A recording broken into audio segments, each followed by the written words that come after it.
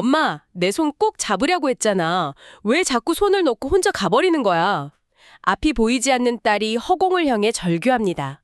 벽을 더듬거리며 간신히 한 걸음 떼는 딸의 등 뒤로 치매에 걸린 도모는 텅 빈 눈을 한 채 엉뚱한 곳만 바라보고 있습니다. 여러분, 세상에서 가장 잔인한 숨바꼭질을 상상해 보셨습니까? 앞이 보이지 않는 딸과 기억을 잃어가는 엄마의 이 위태로운 동행을 말입니다. 치매와 간병의 고통을 혼자 짊어지지 마세요. 여러분의 사연을 아래 본문에 있는 메일로 보내주시면 영상으로 제작해 함께 위로를 나누겠습니다. 부모님 건강 정보를 놓치지 않으려면 지금 구독해 두시고 다음 영상도 함께 하세요. 시작부터 참 마음이 너무 무거워지네요. 그 숨바꼭질이라는 단어가 이렇게 슬프게 들릴 줄은 몰랐습니다. 네, 진짜 그렇죠. 오늘 저희가 들여다볼 자료가 어느 병원 진료실에서 기록된 실제 사례거든요. 차가운 의학적 진단명 뒤에 숨겨진 그 참 뼈아픈 현실을 좀 깊이 파헤쳐 보려고 합니다. 네, 오늘 자료는 단순히 병의 증상을 나열한 게 아니라 인간의 가장 연약한 부분을 보여주는 기록이더라고요. 맞아요. 작년 봄이었죠. 진료실 문이 조심스럽게 열리면서 두 모녀가 들어왔는데 첫인상부터가 굉장히 강렬했다고 기록되어 있어요. 네, 30 중반쯤 된 젊은 딸 수진 씨라고 하죠. 이분이 지팡이도 없이 떨리는 손으로 그 하얀 진료실 벽을 막 더듬거리면서 들어오셨다는 거죠. 앞이 안 보이시니까요. 네, 그리고 그 뒤를 낡은 보따리를 하나 짊어진 백발의 할머니, 그러니까 어머니가 바짝 따라 들어오셨는데 여기서 제일 먼저 의료진을 놀라게 한 게 어머니의 호통이었습니다. 맞아요. 그 대사가 진짜 내가 뭐하러 이런 데를 와. 돈도 없는데 나 하나도 안 아파. 왜 자꾸 나를 환자 취급하냐고 이렇게 엄청 칼칼하게 추덜거리셨다고 하더라고요. 보통 우리가 생각하기에는 병원 가기 싫어하는 전형적인 고집센 어르신이구나 이렇게 생각하기 쉽잖아요. 그쵸. 흔히들 그러시니까요. 그런데 이 모녀의 배경을 조금만 들여다보면 이게 전혀 다른 이야기라는 걸 알 수 있습니다. 어머니는 평생 글자 한자 모르셨던 문맹이셨고요. 네, 홀몸으로 남매를 키우셨는데 아들은 연락을 끊어버렸죠. 네. 그리고 유일하게 남은 피부친 딸 수진 씨마저 몇 년 전에 녹내장으로 시력을 완전히 잃어버린 겁니다. 진짜 너무 가혹하네요. 한창 예쁠 나이에 세상이 까맣게 변해버린 딸을 어머니가 손을 꾹 쥐고 시장을 데리고 다니셨다고 하잖아요. 맞아요. 어머니한테는 그게 유일한 낙이었던 거예요. 딸의 두 눈이 되어서 세상을 읽어주는 거. 철저하게 딸을 지키는 보호자로서의 정체성으로 평생을 버텨오신 분이죠. 그런데 그런 분이 갑자기 자기가 뇌 질환에 걸렸다는 걸 인정해야 하는 거잖아요. 바로 그 지점입니다. 내가 누군가의 돌봄을 받아야 하는 환자가 되었다는 사실을 어머니의 자아는 도저히 받아들일 수가 없었던 거예요. 그냥 단순히 형실 부정이 아니라는 거죠. 네, 뇌과학적으로 이걸 질병실인증이라고 부르거든요. 질병실인증이요? 네, 자기가 아프다는 걸 일부러 모른 척하는 게 아니라 자기 자신을 비추어 볼 뇌 안의 거울 자체가 산산조각 나버린 상태인 겁니다. 병에 걸렸다는 사실 자체를 뇌가 인식하지 못하니까 방어적으로 화를 내는 게 너무 당연한 반응인 거죠. 거울이 깨졌다니 표현이 참 너무 슬프네요.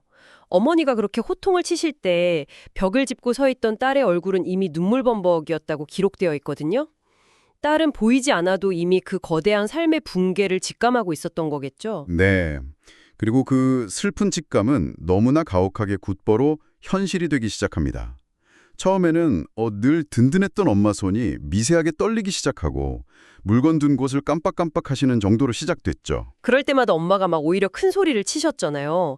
나이 들면 다 그런 거다. 나 산에 날아다니는 거 안 보이냐 이렇게요. 자신의 육체적 건강함을 방패 삼아서 인지 기능이 떨어지는 걸 필사적으로 가리려고 하셨던 거죠. 딸도 처음엔 그 큰 소리에 잠시나마 안심했다고 고백했고요. 그 마음이 진짜 이해가 가요. 다가올 현실이 너무 무서우니까 기꺼이 속아 넘어가고 싶었던 거겠죠. 하지만 작년 말부터 병세가 걷잡을 수 없이 악화되잖아요. 맞습니다. 구멍난 항아리처럼 기억이 새어나가기 시작한 거죠. 방금 식사를 하시고도 누가 나 밥 한 톨 안 준다며 막 서러워하시고 날짜는 물론이고 낮과 밤조차 구분을 못하시게 됩니다. 심지어 옆집에서 빌린 돈을 안 갚았다며 이웃을 막 도둑으로 몰아세우고 싸우는 일까지 생겼다고 하니까요. 여기서 우리가 짚고 넘어가야 할 게 있습니다. 알츠하이머 치매를 단순히 그냥 기억력을 잃는 병 정도로 낭만적으로 오해하면 안 된다는 거예요. 단기 기억 상실 그 이상이라는 말씀이시죠? 네. 밥을 먹었다는 기억을 못하는 건 뇌의 해마가 손상돼서 그렇습니다. 그런데 돈 문제로 싸우고 피해망상이 생기는 건 이성적 판단이나 충동 조절을 담당하는 전두엽 기능마저 같이 떨어지면서 생기는 거거든요. 전두엽까지 손상되니까 그런 끔찍한 조화가 일어나는 거군요. 환자는 자신의 기억이 지워졌다는 사실조차 모르잖아요. 그러니까 그 빈 공간을 채우기 위해서 극도의 불안 속에서 누가 내 돈을 훔쳐갔다 이런 망상을 스스로 만들어내는 겁니다. 환자한테는 그게 완벽한 현실이니까요. 결국 정밀검사에서 알츠하이머 치매 판정을 받게 되는데 진짜 이 모녀한테는 사형 선고나 다름없었을 것 같아요. 자기 앞가림도 힘든 맹인 딸이 이제 기억이 사라지는 엄마의 정신을 꽉 붙잡아야 하는 거잖아요. 그 후의 일상은 정말 전쟁이 따로 없었죠. 딸 수진 씨가 주중에는 지방 맹인학교 기숙사에 있어야 했거든요. 네, 기술을 배우셔야 하니까요. 근데 거기서 하루에 수십 번씩 집에 전화를 걸었다고 하더라고요. 안 보이는 눈으로 버튼을 막 더듬어서 누르면서요. 엄마 약 먹었어? 달력 봤어? 이렇게 끊임없어 확인을 하는 거죠. 그러면 수화기 너머로 어머니는 먹었지? 내가 애냐?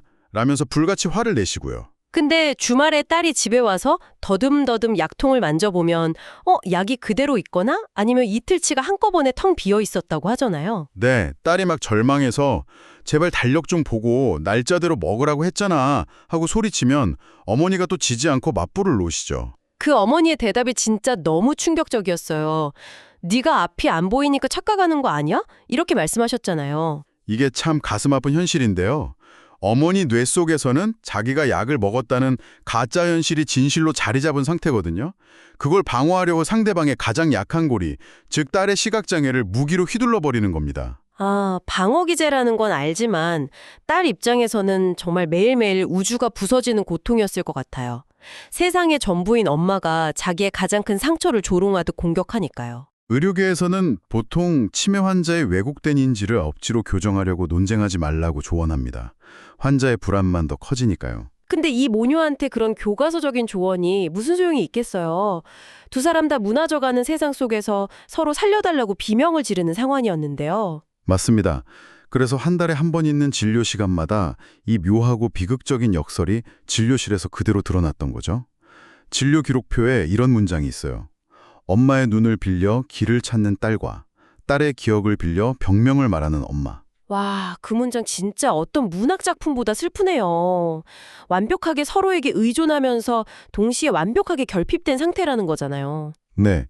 의사가 어떻게든 인지 자극을 주려고 달력을 보라고 전화번호를 외우라고 교육해도 어머니는 그냥 어린아이처럼 배시시 웃기만 하셨다고 합니다. 뇌 기능이 갓난아이 상태로 퇴행하고 있다는 잔인한 증거였죠. 그러다가 결국 지난 여름에 모두가 두려워했던 사건이 터지고 맙니다. 진료 시간이 한참 지났는데 두 분이 안 오신 거예요. 항상 30분 전에는 도착하시던 분들인데요. 네, 한참 뒤에 딸 수진 씨가 땀에 흠뻑 젖어서 혼자 진료실로 뛰어들어오죠. 바닥에 주저앉아서 막 우열하면서요.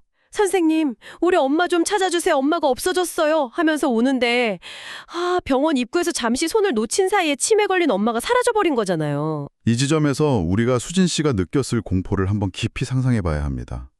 앞은 깜깜한 어둠뿐이고 낯선 발걸음 소리랑 자동문 소리만 들리는 거대한 병원 로비에 혼자 내던져진 거거든요. 유일한 생명줄이던 엄마 손이 뚝 끊어진 거니까요.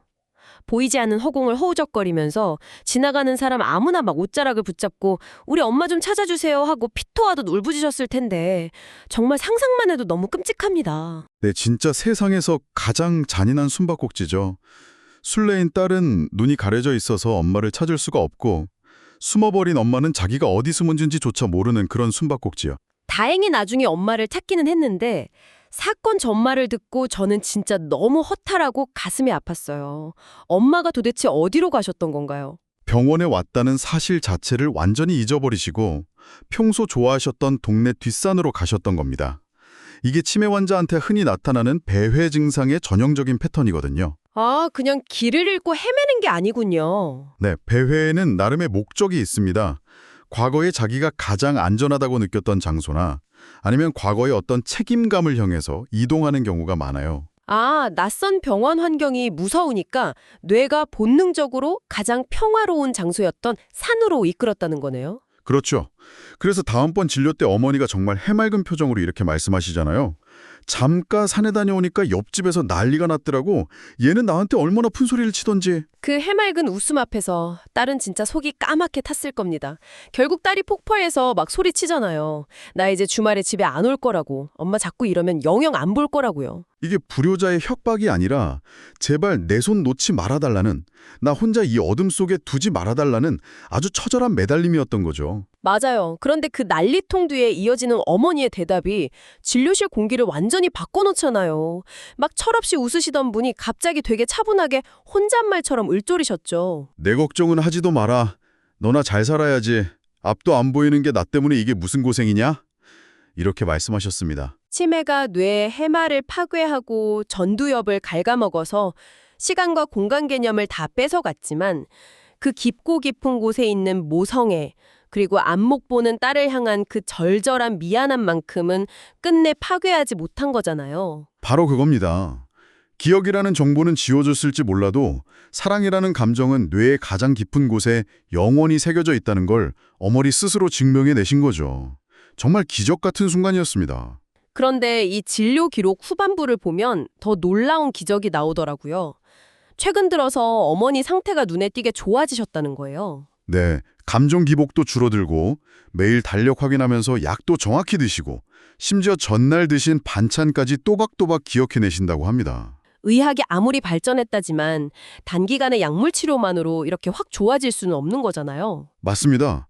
의료진도 그 호전의 진짜 이유를 약물이 아니라 다른 곳에서 찾았어요. 바로 수진 씨의 처절한 노력 덕분이었다는 거죠.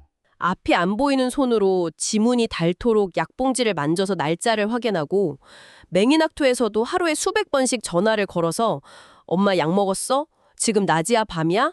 이렇게 끊임없이 확인했던 그 정성이요. 뇌과학적으로 보면 이건 엄청난 현상입니다. 뇌는 고정된 게 아니라 계속 변화하는 신경 가소성이라는 능력이 있거든요. 신경 가소성이요? 네. 강력한 정서적 유대가 동반된 인지자극은 파괴된 뇌세포 사이의 다리를 억지로라도 이어붙이는 효과가 있습니다. 딸이 절규하듯 걸어온 그 수백 통의 전화가 어머니의 뇌세포가 완전히 잠들지 않도록 붙잡아둔 세상에서 가장 끈질긴 비약물적 치료였던 거죠. 항아리에 밑 빠진 구멍을 두 손으로 힘겹게 막아낸 거네요. 오늘 이 이야기를 들으시면서 곁에 계신 부모님 생각에 두려움을 느끼시는 분들도 분명 계실 겁니다. 충분히 그러실 수 있죠. 예전에는 치매가 그냥 가족들만 문 걸어 잠그고 감당해야 하는 천형처럼 여겨졌으니까요.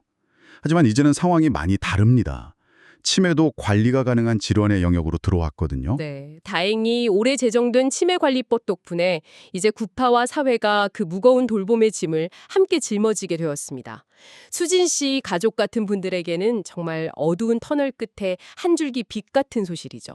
국가 차원의 조기검진 시스템이 강화돼서 골든타임을 잡을 수 있고요. 확진 판정을 받으면 국가 시스템에 등록돼서 의료비 부담도 크게 덜 수 있습니다. 제가 제일 와닿았던 건 이 법안이 치매 환자의 가족을 향해 있다는 점이었어요.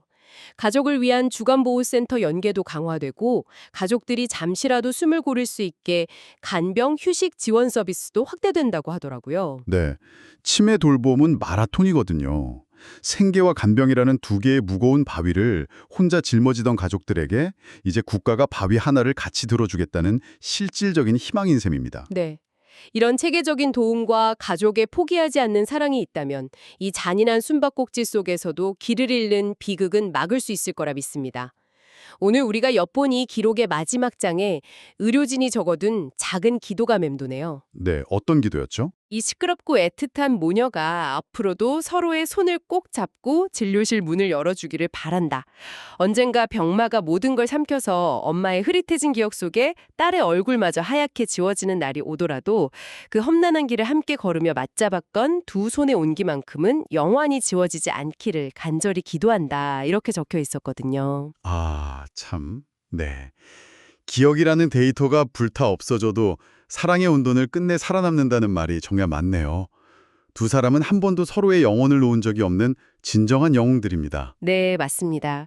이 이야기가 지금 이 순간에도 아픈 부모님을 돌보며 남몰래 지쳐 울고 계실 수많은 가족 여러분의 차가워진 손을 살며시 잡아주는 작은 위로가 되었기를 진심으로 바랍니다. 오늘 내용은 여기까지입니다. 구독해 두시면 다음 영상에서 더 유익한 정보로 찾아뵙겠습니다. 감사합니다.